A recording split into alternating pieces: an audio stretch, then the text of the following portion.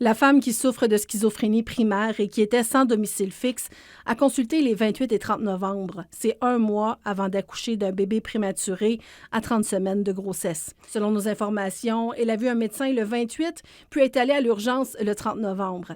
Après des examens et prises de sang, elle a appris qu'elle avait une hernie au ventre et qu'elle souffrait d'anémie. Les symptômes d'une grossesse n'auraient pas été explorés.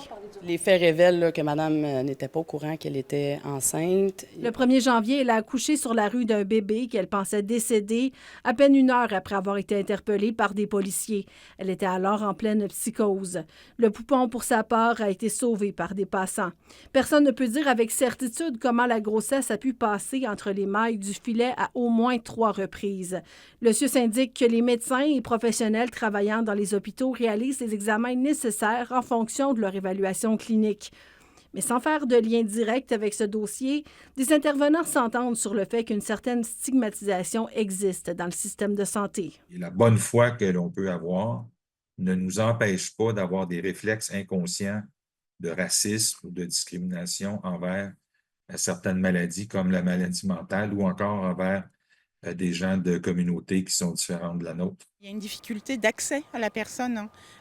On ne sait pas si la personne va dire les bonnes affaires, si il y a aussi des facteurs de dangerosité par moment.